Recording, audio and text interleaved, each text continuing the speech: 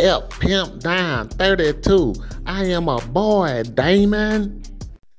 Yo, yo, yo, yo. When Kings talk, the conversation different, but you already know that, baby. I'm your boy, Willie23, Mr. Katt Williams. He done went on Club Shay Shay's podcast and dropped a bombshell on them boys, talking about his fellow comedians, man. Hey, the boy may have a point. We don't know. Everybody's saying, oh, he just blowing smoke or he just talking a little noise. But to me, it seemed like he was real sincere about some of the things that he was saying about Cedric the Entertainer stealing his joke. He talking about Ricky Smiley was lying, saying that he was supposed to play Money Mike. It just don't add up. And I think Katt Williams has validated evidence, man.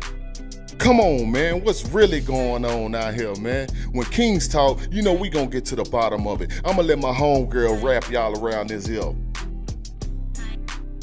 In 15 years in Hollywood, no one in Hollywood has a memory of going to a sold-out Kevin Hart show. There being a line for him ever getting a standing ovation at any time. Think about it. Do you have any memory of that either? But Katt revealed even more. Already had his deals when he got here. Have we heard of a comedian that came to LA and in his first year in LA, he had his own sitcom on network television? Katt actually does think of Kevin as special, just not in the bright way most people think when they hear the phrase. No, we've never heard of that before that person or since that person. What do you think a plant is? Maybe people don't understand the definitions of these words. He said it before, seems to have landed in trouble because of it, and now he's saying it again. It looks like Katt Williams' goal of exposing Kevin Hart will not be taking a backseat anytime soon. Williams, as many people might be aware, is no stranger to the headlines, as he's made it for the most contentious reasons, and at other times, the funniest. These days, the comic is kicking off the new year by exposing a colleague of his, whose name has already been on Williams' lips for years now. But unlike how he's spoken about Hart in the past, the comic has shown up with receipts this time, drawing inferences from different points through his and Hart's years in the limelight to establish the same perspective he's had of the ride-along star since the very beginning. At first, you might think the man is just rambling, since this isn't the first time he's saying something edging to this. But the whole thing takes a different direction when you see how his tales connect to other political and industry news currently ruling social media. Sure, Katt Williams is easily one of the most controversial people in the world of stardom. Some would agree even more so than Dave Chappelle, who's also stopped the internet in its tracks with his recent special. However, what the pair seem to have in common is that they've set their targets specifically. While Dave seems to be focused on an entire group of people, Williams' approach is slightly more streamlined, with the man being hell-bent on exposing Kevin Hart. The actors, who have butted heads in the past over issues ranging from their professional capacities behind the cameras to who they support and think is funny in the entertainment industry, as in the case of Tiffany Haddish, it seemed obvious that the men may actually never agree on anything. Well, that conversation has not only sailed away, but it seems new enemy lines have been drawn. Williams not only exposed that Hart might have taken up wild opportunities that he, Williams, had already been offered and turned down, but that the man's rise to fame was anything but organic. He seems to believe Kevin Hart aligned himself with some, so to say, powerful people since he started out as a comic, and that is the only reason the comic stands in a position where the name Hart can even be mentioned next to the other great comedians in the world. Again, given Williams' very contentious status in the world, details like these coming from him were met with doubt by so many people, while the other side of the demographic were filled with people that were purely focused on connecting the dots of Kevin's seemingly very sketchy rise to fame. I could tell you whether or not to believe Williams' side of the story, but I have a feeling you'll be picking a side after hearing the breakdown. Last few years, like Kevin been pretending like he been world touring. He been world touring, that been everywhere but here. One thing most people don't realize about the conversation between Kevin Hart and Katt Williams is that both comics have a history with almost matching levels of controversy. Although Williams' own might be more on his professionalism, or lack thereof, the man seems to believe the only reason Kevin has escaped the same, or even worse stories than him, is that he's had to do some pretty unusual things involving powerful people to stay relevant, and this was only where it began.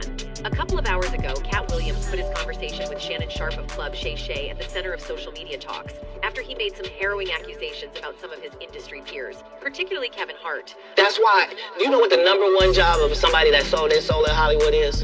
Is to act like it didn't happen. They all do the same job. According to the comic, Kevin's career might not be the organic success story we've all been thinking it to be from the outside. In Williams' words, have you ever seen a sold-out Kevin Hart show with people waiting in line to get tickets at any time? He already had his deals. see, if you know anything about Kevin's rise to fame, you'd know the man had one of the most meteoric rises that have ever been recorded for anyone in their line of work. But his didn't even stop with just the comedy. It also spread into and over the film industry. It probably seemed like a given back in those days that Hart was part of the A-list. He was in multiple blockbusters every year. He starred in H&M ads alongside David Beckham, and he hosted the MTV Movie Awards. But upon closer inspection, one quickly saw that firstly, he was actually light years more successful than originally realized, and that it all happened far faster than normal. Age 43, it's exciting to know that I've grown from so much, and you know, the world of one is significantly different than what it once was. But that's Kevin Hart. He's not normal, or that's what we believed at least, because according to Katt, this might have had something to do with him rubbing some backs in the industry, euphemistically speaking, that is. Anyway, it is undeniable to credit Hart as one of the most successful people in the entire entertainment industry as a whole. The most impressive thing about him, according to reports, might be his brand, with a capital B. As an actor, he has his complete own genre of movie, much the same way that Melissa McCarthy or Liam Neeson have built their own very specific empires of one-woman comedy shows, and I Will Find You, and I Will Find You, respectively. His breakout on the big screen that is, of 2014 saw him release 3 movies in a row with what the industry calls outsized debuts, which in a nutshell means overperforming ticket sales expectations the first weekend of release, one of which had a sequel months into it going public. His comedy concert films, which are basically just tapes of his stadium stand-up shows, are released in theaters and make as much money as some real movies. And perhaps most impressive, he was one of only 2 comedians to have made the Forbes 2015 Celebrity 100 list of the highest paid actors. And even more so is that he's kept that same momentum for almost a decade after. These days, the comic was recently chosen to receive the Kennedy Center's Mark Twain Prize for Lifetime Achievement in American Humor, capping a 3-decade career that has seen him rise from the open mics of Philadelphia to become one of his generation's most successful performers. A prestigious honor for comedian Kevin Hart. He will receive the Kennedy Center's Mark Twain Prize for Lifetime Achievement in American Humor. The Philadelphia native launched his career as a teenager performing at open mic nights. Incredible records, wouldn't you agree? Well, Katt Williams also seems to agree, as he's revealed that Kevin is the only comedian who already had his own sitcom on television only a year into his career in LA, a feat that Williams believes to have never happened since it did for Kevin. Have we heard of a comedian that came to LA and in his first year in LA he had his own sitcom on network television and had his own movie called Soul Plane that he was But this was the only part of this whole story that was the closest thing to a compliment for Hart from Williams, as he proceeded to reveal why he thinks Kevin was able to make it that big in the first place. Starting with details the Scary Movie actor lifted from Kevin's recent documentary with Chris Rock, where it was revealed that the comic got his foundational years of comedy on the East Side. The question Williams raised from this is, how is it possible for Kevin to have been making waves in his hometown and also landing shows in LA when other comics with a focus on one location could barely get gigs? upbringing in comedy was on the East Coast. Yes, it was. So how simultaneously was he here in Los Angeles doing the same thing? It did happen. Williams stated that contrary to people thinking the reason for bringing these details about Kevin into the limelight was about being bitter, the reason he's doing it is because he doesn't believe liars should be allowed to create narratives that suit them. I hate to seem like a petty individual for picking apart lies, but Jussie Smollett gonna keep lying until you say we don't believe. The 52-year-old comedian even hinted that Kevin might have sold his soul to become one of the biggest names in their line of work, and that the Jumanji actor might be part of a cabal of individuals who have been rumored to run everything in the industry. It's a cabal. It's a consortium. They rock with who they rock with, and they don't with who they don't. But I'm not scared of being the competition. Of course, it's expected that if what Katt was talking about is the truth, then talking about it might come with some major consequences for him, as the presenter of the show even mentioned. But the comic didn't seem the least bit worried about it. In fact, he even mentioned that he'd already been canceled once in the past when he spoke about a certain controversial film producer who was wrapped up in some dark allegations. Using that story, Williams revealed that the infamous producer had offered to perform fellatio on him right in front of everyone at his agency. He canceled me for talking about Harvey Weinstein before the thing came out, but he offered to suck my penis in front of all my people at my agency.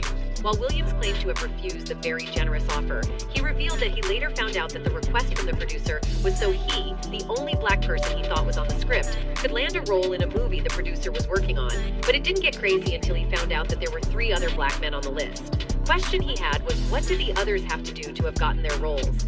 As it would turn out, a movie Kevin Hart was on, The Upside, was initially distributed by the company of the very producer Williams was talking about. He did all of that. I'm thinking I'm the only black person on the script. I get there, there's 3 other black guys on there. Ooh. Huh. So you wonder what they did? I told him no. What y'all do? Coincidence?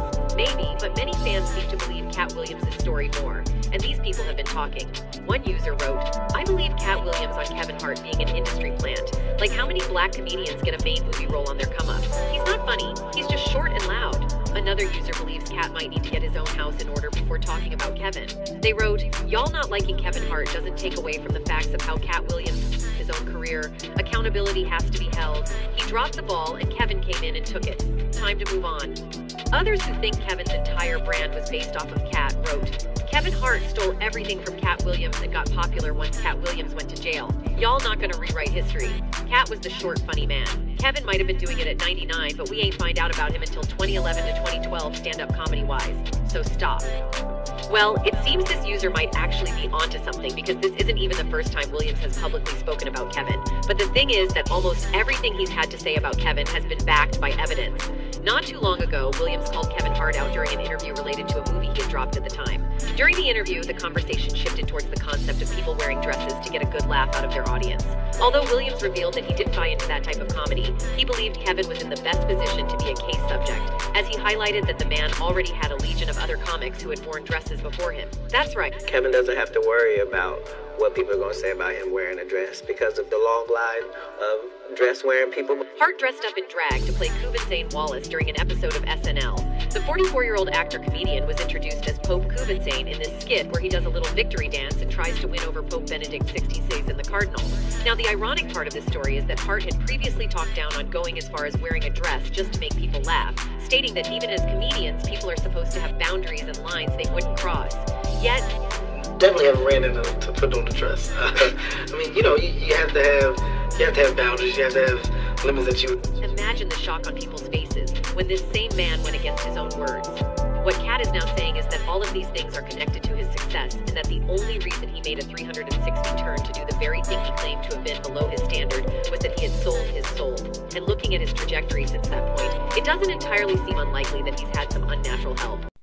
Say, man, hey, I'm just like y'all, man. I want to know what's really going on out there in Hollywood with Mr. Katt Williams and all his fellow comedians, man. One thing I do know, that they human beings just like us, and they go through things even though they are from their profession and they may afford different than us and they famous and they celebrities, but they still go through things. They still have beef with each other. They still have some kind of problems, man. But Mr. Katt Williams, he say, "I'ma tell the truth, the whole truth, so help me God," man. So that boy went on there, he dropped a bombshell, and the internet just exploded, and everybody that came out, like Cedric the Entertainer said something, Ice Cube said something, Ricky Smiley said something, and I'm pretty sure y'all can go look those feeds up, man, and just see what they had to say. And nobody ever really said, no, he's lying.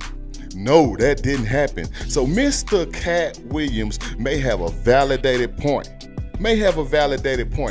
And people like that come out and they speak the truth, people disregard those people. People don't want to be around folks like that. Trust me, I know. When Kings Talk, the conversation different, man. Thank y'all for tuning in once again. If you haven't subscribed, hit that subscribe button and hit that ring bell, man, for you can get that notification every time I upload, because I'm going to have the juicy juice for you, man. I hope that y'all stay blessed out there, man. When Kings Talk, the conversation different. I'm your OG Willie 23, and I'm out.